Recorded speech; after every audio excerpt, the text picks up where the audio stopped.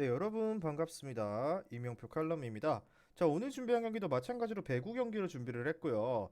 10월 27일 금요일 발매 예정인 126회차 경기로 준비를 했습니다. 첫 번째 경기는 남자부 삼성화재와 OK금융그룹의 맞대결이고요. 두 번째 경기는 여자부 페퍼저축은행과 제스칼텍스의 맞대결로 준비를 했습니다. 자, 먼저 오늘 첫 번째 경기 삼성화재와 OK금융그룹의 경기 적어가면서 바로 분석 시작해 보도록 하겠습니다. 자, 먼저 삼성화재입니다. 삼성화재는 현대캐피탈과의 클래식 매치에서 3대0 완승을 기록했는데요. 지난 시즌 현대캐피탈을 상대로 전패를 기록한 것을 보면은 이번 시즌에는 확실히 달라진 모습이란 것을 확인할 수 있었다 라고 볼 수 있습니다. 자, 지난 경기 이후 체력을 충전할 시간도 충분했던 삼성화재인데, 자, 지난 경기에서 요스바니가 29득점을 올리며 한 경기 최다 득점을 기록했고 42회의 공격을 시도하면서 범실도 6개밖에 기록하지 않는 등 경기력 자체가 나쁘지 않았던 요스바니고요. 다만 점유율이 56%가 넘어갔었는데, 지난 경기 이후 체력을 회복할 시간이 있지만 이렇게 공격을 하면서 4세트, 5세트로 넘어가게 되면 제대로 된 공격을 시도하지 못할 수도 있습니다. 자, 그리고 김정호가 10득점을 75%의 성공률로 기록했는데 이쪽으로 조금 더 볼을 분배해줄 필요가 느껴졌고요. 박성진의 경기력이 효율이 9%, 리시브 효율이 마이너스 66%로 좋지 않았지만 요스바니가 좋지 않은 공을 모두 해결해주면서 승리할 수 있었습니다. 자, 결국에는 국내 자원들의 경기력이 올라와야만 좋은 결과까지 도달할 수 있을 것이다 라고 정리를 했습니다. 자, 다음은 원정팀 OK금융그룹입니다. 자, OK는 KB를 상대로 접전 끝에 3대2로 승리하며 2승을 올리는데 성공했습니다.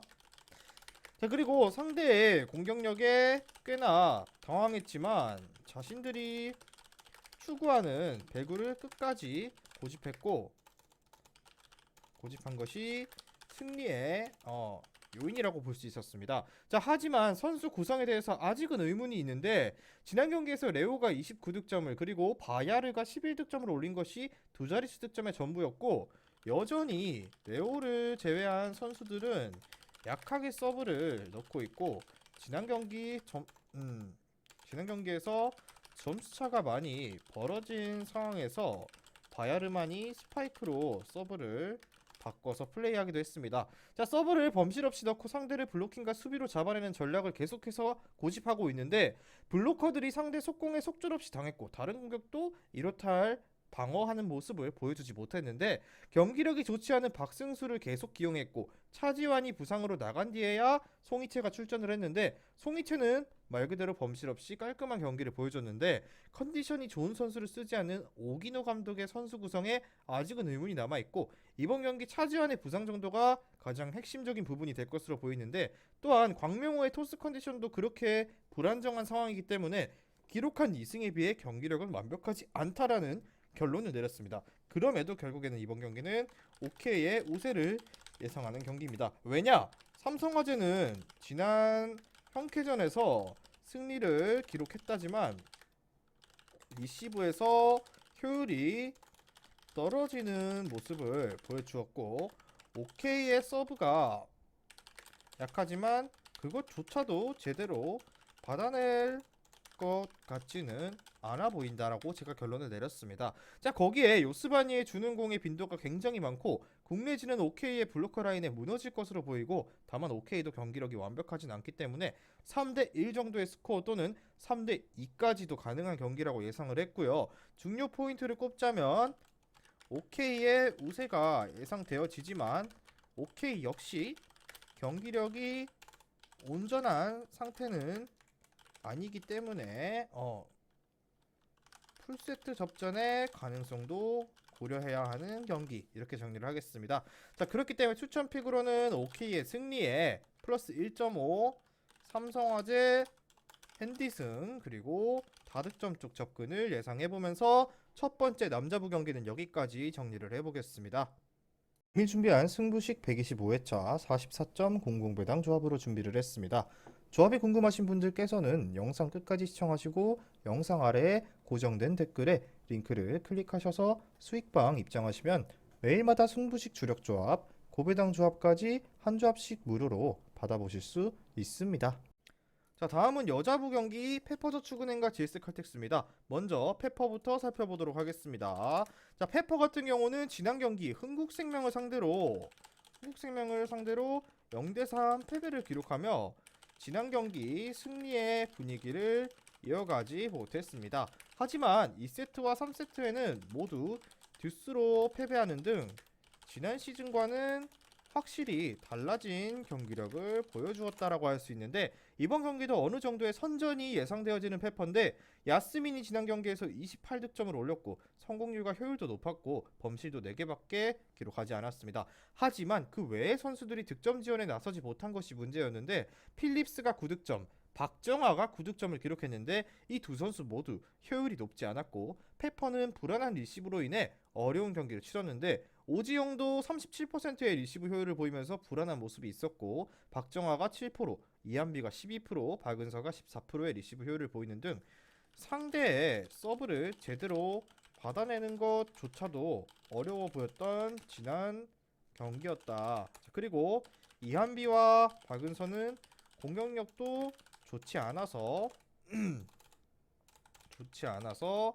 일정한 경기력을 유지하는 것에 어려움이 있는 상황이다라고 볼 수 있습니다. 자, 다음은 원정팀 GS칼텍스입니다. 자, GS칼텍스는 IBK 기업은행을 3대1로 잡아내며 2연승을 달리는 중이다라고 볼 수 있습니다. 자, 무난한 경기가 될 것이라는 예상과는 달리 한 세트를 허용한 것이 5점이라 볼 수 있는데, 자, 그렇지만 이러한 경기 스타일이 계속된다면 결국 GS도 좋은 성적을 기대하기 어렵다라고 정리를 했습니다. 자, 그렇다면 이날 지난 경기에서 실바가 33득점을 올리고 48%가 넘는 점유율로 총 65차례의 공격을 때렸는데 효율이 35%였고 범실도 10개나 기록하는 등 아쉬운 점이 남았다라고 볼 수 있습니다. 자, 거기에 강소희가 13득점으로 지원에 나섰지만 효율이 28%로 아쉬웠고 유서연의 효율은 11%로 좋지 않았습니다. 여기서 문지훈이 미들블로커로 출전해 흐름을 바꾸었고 GS는 상대의 불안한 리시브를 서브로 공략하면서 재미를 봤습니다. 자, 부가스탯인 블로킹 득점이 나오지 않고 있다는 것이 문제점이라고 보여지는데, IBK가 4개의 세트에서 9개의 블로킹을 올리는 동안 GS는 4개의 블로킹을 기록한 데 그쳤는데 그마저도 오세현 혼자서 3개를 기록한 것이기 때문에 용병에게 몰리는 공격과 나아지지 않는 경기 방식이 GS에게는 조금은 위험 요소로 다가올 가능성이 크다라고 생각이 되었습니다. 자, 그렇게 결론을 말씀드리자면 접전을 피할 수 없는 경기가 될 것이다, 이렇게 정리를 했습니다. GS는 김지원이 보여주는 컨디션이 좋지 않고 교체로 들어온 톨레나다도 토스가 좋지 않은 상황이며 강소희가 득점 지원에 나서고는 있지만 페퍼의 대응이 어느 정도 가능할 전망이다. 자, 그리고 페퍼도 야스민의 공격력을 보유하고 있기 때문에 득점 싸움에서 어느 정도 대등한 승부가 될 것으로 보여지고요. 페퍼의 기준점 여부에 따라서 핸디캡이 갈릴 것이라 생각되면서 다득점을 우선적으로 생각을 해보도록 하겠습니다. 자, 그렇다면 중요 포인트는 두 팀 모두 접전이 예상되는 경기이며 페퍼저축은행은 야스민의 공격력을 다시 한번 앞세울 전망이다, 이렇게 봤을 때 GS의 승리를 보지만 플러스 1.5 GS 핸디승의 마찬가지로 다득점 경기 한번 예상해 보도록 하겠습니다. 자, 오늘 준비한 국내 배구 2경기 분석은 여기까지고요. 최종 조합은 수익방에서 공유되니 수익방 꼭 입장하셔서 경기가 발매된 직후에 공유되는 조합을 받아보시는 것을 권장드리면서 오늘의 경기 분석 마무리해 보도록 하겠습니다. 미리 말씀드리지만 제가 프리뷰해드린 내용은 말 그대로 내용 분석입니다. 수익으로 이어지는 최종 조합은 유튜브에 공개할 수가 없기 때문에 현재 영상 고정 댓글로 카톡 주시면 경기별 실시간 라인업 및 심판 성향까지 분석한 최종 조합 드리겠습니다. 저를 모르시는 분도 건승하시는 하루 되세요.